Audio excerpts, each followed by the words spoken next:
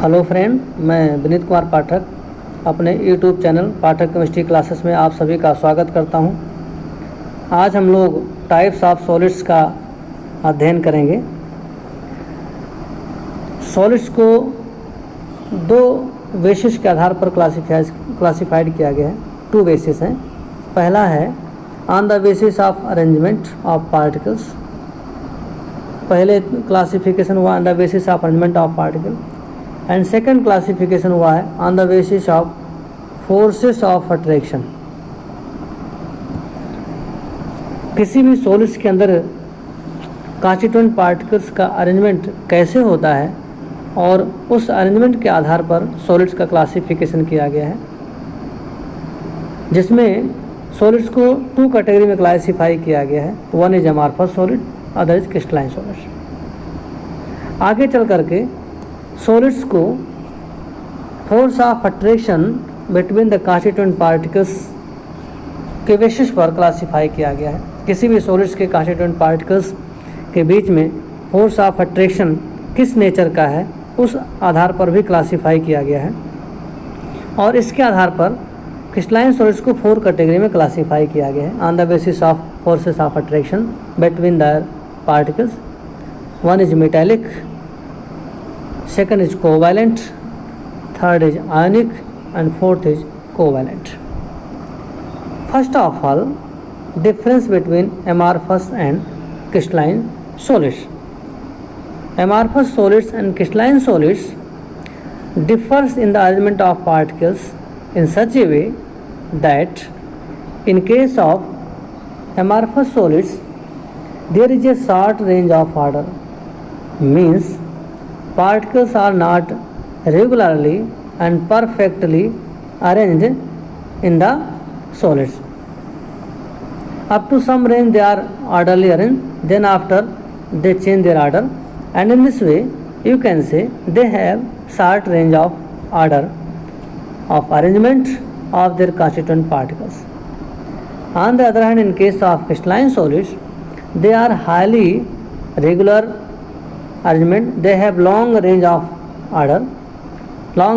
order of their arrangement. In this case, particles are regularly arranged, perfectly arranged,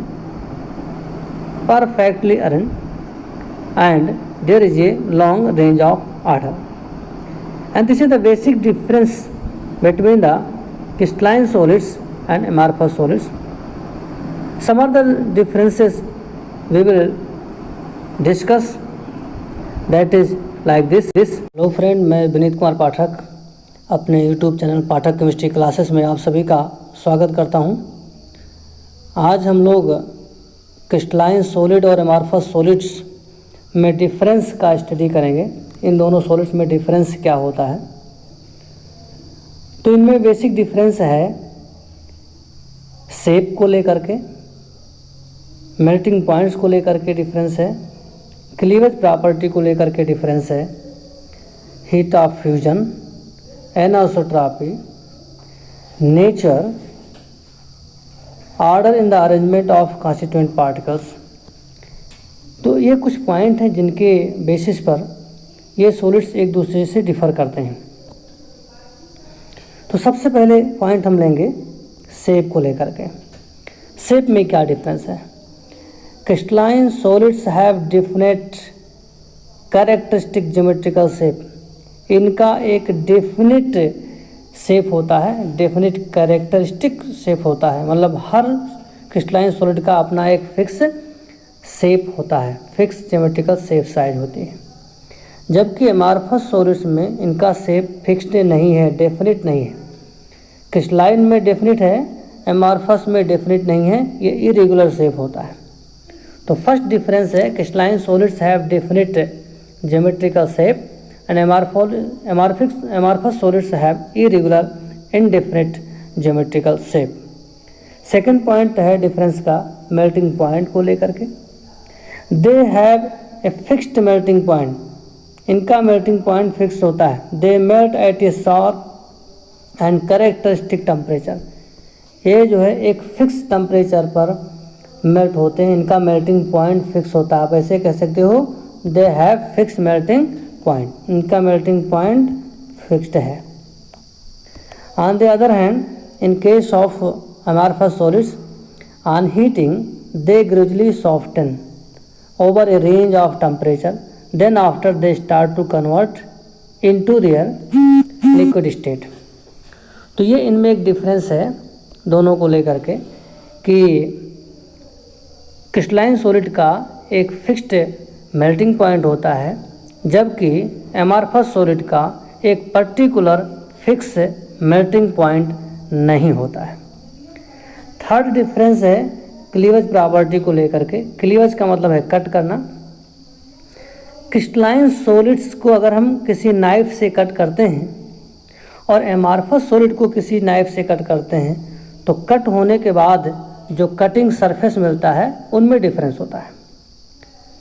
crystalline solids को cut करने पर जो solid का surface मिलेगा वो सरफेस प्लेन होगा और स्मूथ होगा। So on cutting with sharp knife, on cutting with sharp tools, they give rise smooth surfaces। Surface इनका जो होगा वो स्मूथ सरफेस होगा। आपने देखा होगा आयरन की रॉड को अगर हम कट करते हैं किसी टूल से तो जो हमको सरफेस मिलता है, कटिंग सरफेस मिलता है, वो बिल्कुल स्मूथ होता है, प्लेन होता है। यह ऐसा इसलिए होता है क्योंकि उनके पार्टिकल्स के बीच में रेगुलर अरेंजमेंट होता है। इनके पार्टिकल्स रेगुलरली अरेंज हैं, एक सीक्वेंस में अरेंज हैं। इस वजह से जब हम ऐसे सॉलिड को कट करते हैं तो स्मूथ सरफेस मिलता है। जबकि हम अगर अमॉर्फस सॉलिड को कट करें किसी शार्प एज टूल्स के हेल्प से तो आप पाएंगे कि इनके कटिंग जो सरफेस होंगे वो इरेगुलर होंगे, वो स्मूथ नहीं होंगे, बल्कि क्या होंगे, रफ होंगे। They give rise rough surface. अब ऐसे देख लो कि अगर हम किसी चाक को तोड़ देते हैं तो तोड़ने के बाद चाक का जो सरफेस मिलता है, कट सरफेस मिलता है, वो स्मूथ नहीं होता, वो रफ होता है। तो amorphous solids on cleavage give rise rough surface, crystalline solids give rise smooth surface. Next difference है हीट ऑफ फ्यूजन का। So crystalline solids have a definite heat of fusion. इनका जो हीट ऑफ फ्यूजन है वो fix है। एक निश्चित heat पाने के बाद ए सॉलिड स्टेट से लिक्विड स्टेट में कन्वर्ट होते हैं। लेकिन अगर हम अमॉर्फस सॉलिड की बात करें तो अमॉर्फस सॉलिड्स में हीट ऑफ फ्यूजन फिक्स नहीं होता। मतलब ऐसा कोई एक पर्टिकुलर अमाउंट ऑफ हीट नहीं है जिस पर कोई अमॉर्फस सॉलिड अपने लिक्विड स्टेट में कन्वर्ट होता हो।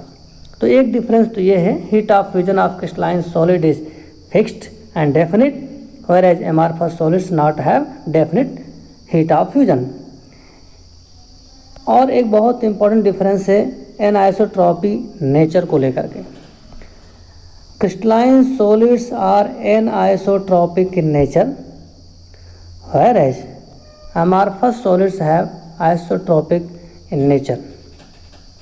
amorphous solids isotropic नेचर के होते हैं, क्रिस्टलाइन सॉलिड्स एनआइसोट्रॉपिक नेचर के होते हैं। एनआइसोट्रॉपिक का मतलब है if we measure some physical properties of crystalline solids from different direction then we will get same value. ऐसे बहुत सारे फिजिकल प्रॉपर्टीज़ हैं जैसे इलेक्ट्रिकल रेजिस्टेंस है। तो अगर इसको हम अलग अलग डायरेक्शन से मेजर करते हैं तो क्रिस्टलाइन सॉलिड्स में इनकी वैल्यू सेम निकलती है।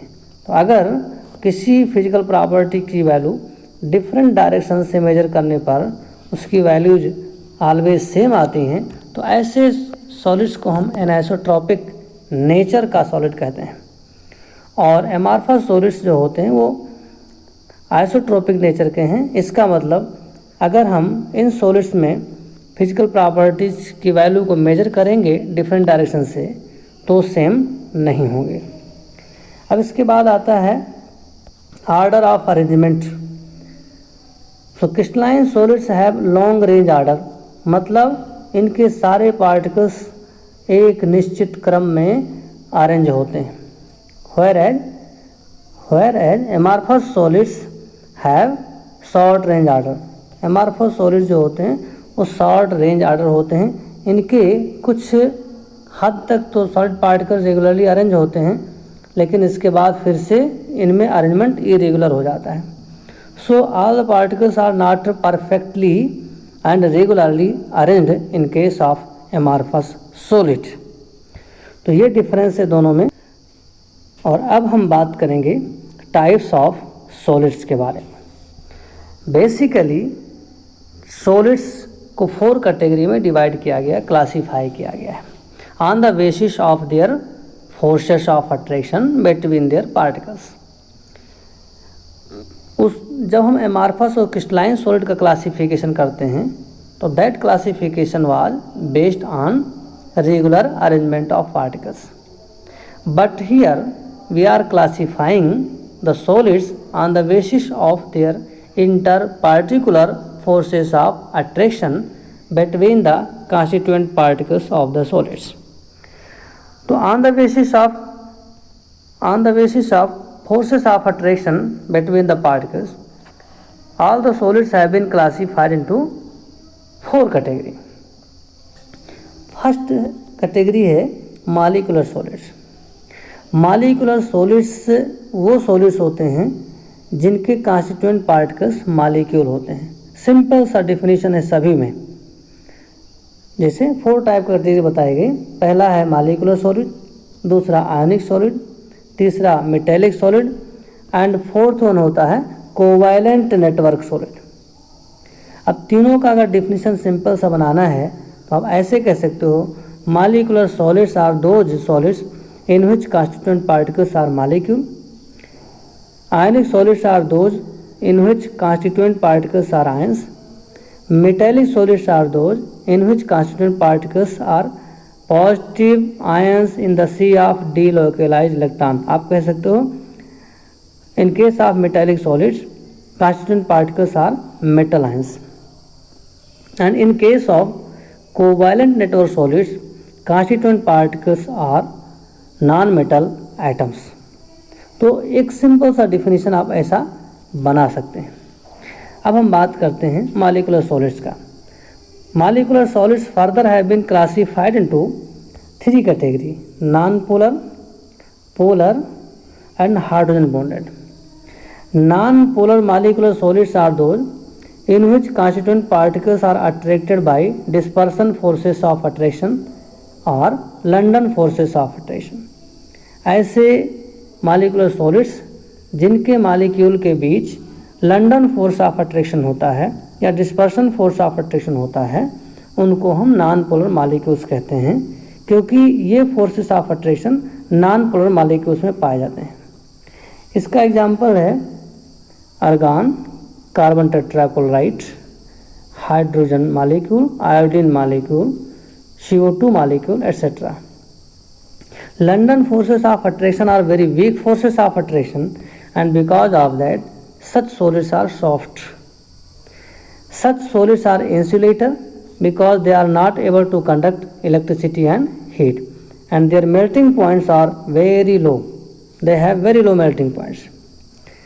Second type है molecular solids का polar molecule. Polar molecules are those molecular solids in which molecules work as a constituent particle and they are attracted by dipole-dipole interaction. As you know, polar molecules are attracted always by dipole-dipole interactions. Example इसका होगा HCl and SO2. Polar molecules are the constituent particles in case of polar molecular solids. Dipole-dipole interaction भी weak force of attraction है, इस वजह से ऐसे polar molecular solids soft होते हैं। They are also insulator and they have low melting points. Third category है hydrogen bonded molecular solids. Hydrogen bonded molecular solids are those solids in which constituent particles are attracted by hydrogen bond. They are attracted by hydrogen bond. तो ऐसे molecular solids जिसके constituent particle hydrogen bond से attract होते हैं उनको हम hydrogen bonded molecular solids कहते हैं। इसका एग्जाम्पल है ice. In case of ice, water molecules are attracted by hydrogen bonding. Hydrogen bonding is somewhat stronger bonding than dispersion forces and dipole-dipole interactions. That's why they are somewhat hard in nature, although they are insulator and having low melting points. Next, second category है ionic solids. Ionic solids are those in which constituent particles are ions. Ions के बीच में electrostatic force of attraction work करता है, इसलिए आप कह सकते हैं ionic solids have ions as a constituent particle which are attracted by Coulombic forces और electrostatic forces of attraction. Examples are sodium chloride, magnesium oxide, zinc sulphide and calcium fluoride. Coulombic forces or electrostatic forces are strong forces of attraction. That's why they are hard in nature and they are brittle. They are insulator in solid state, but they are good conductor in molten state. This is because of the fact that in the solid state, ions are not free to move and they are attracted by strong electrostatic forces of attraction. But when they come in the molten state, then their positive and negative ions becomes free to move, and because of that, in their molten state, they are conductor. And because of strong electrostatic forces of attraction, their melting points and boiling points are higher than molecular solids. Third type of solid is metallic solids. Metallic solids are those in which constituent particles are positive charge ions in the sea of delocalized electrons. आप ऐसा कह सकते हैं metallic solids वो solids हैं जिसमें constituent particles metal ions होते हैं और ये metal ions अपने वैलेंस इलेक्ट्रॉन के sea में delocalized होते हैं. In metallic solids, positive charge ions are attracted by metallic bonding. इसका एग्जाम्पल होगा iron, copper, silver, magnesium etcetera. They are hard in nature, they are malleable, ductile, sonorous, all these property, and they are good conductor of electricity and heat in their solid state as well as in their molten state. Because they have free electrons, and because of free electrons, such metallic solids are good conductor of electricity and heat. Their melting points are fairly high. Lastly, the fourth type of solid is covalent or network solid. In this type of solids, constituent particles are non-metallic atoms, and non-metallic atoms are always attracted by, bonded by covalent bonding, so that you can say in covalent or network solids, atoms are constituent particles or constituent atoms are bonded by covalent bond. Examples are quartz, silicon, carbon, diamond, all these Al, C, graphite, all these are the examples. Since covalent bonds are stronger bond, that's why they are hard in nature, and they are insulator because they are not having either free electron or free ions. And due to absence of free ions and free electron in their structures, covalent or network solids are insulator, and their melting points are very high due to strong covalent bonding between their. अब हम बात करेंगे calculations involving unit cell dimensions. Dimensions calculate करने के लिए numericals आते हैं, और इस न्यूमेरिकल को सॉल्व करने के लिए बहुत सिंपल सा फार्मूला 5 पैरामीटर का फार्मूला है, आप उसे याद करके उनकी मीनिंग को समझ करके न्यूमेरिकल लगा सकते हैं।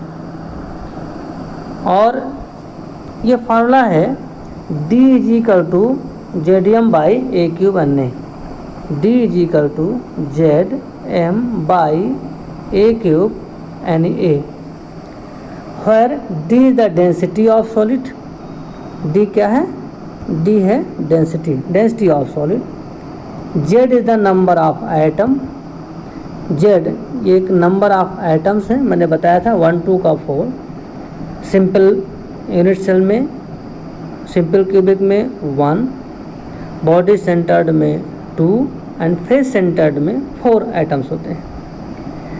Then M is the molar mass, M molar mass है, and A is the edge length, ये A क्या है, ये है edge length, and NA is the, यहाँ पर A कैपिटल होगा, कैपिटल A सबस्क्रिप्ट होगा इस A, NA का मतलब है आवागाद्रो नंबर, आवागाद्रो नंबर की वैल्यू क्या है, आवागाद्रो नंबर NA = 6.023 × 10⁻23। आप इस फार्मूले के हेल्प से आप डेंसिटी किसी भी क्रिस्टलाइन सॉलिड्स की कैलकुलेट कर सकते हैं। अगर आपको डेंसिटी पता है तो आप इससे मोलर मास निकाल सकते हैं। डेंसिटी मोलर मास पता है, एज लेंथ अगर आपको पता है, क्वेश्चन में दिया हुआ है, आवागाद्रो नंबर आपको दिया हुआ है, तो आप नंबर ऑफ आइटम निकाल सकते हैं। और अगर इनमें से सब दिया है, केवल एज लेंथ नहीं दिया है, तो एज लेंथ निकाल सकते हैं। नंबर ऑफ आइटम्स अगर नहीं दिया है, बाकी सारे पैरामीटर दिए हैं, तो आप वो निकाल सकते हैं। तो यहाँ पर 5 पैरामीटर्स हैं, density, number of item, molar mass, Avogadro number and edge length. इन 5 में से कोई भी 4 अगर आपके क्वेश्चन में दिया है तो एक आसानी से कैलकुलेट किया जा सकता है। तो इस प्रकार से हम लोग आज इतना ही पढ़ेंगे। आप सभी का दिन शुभ हो।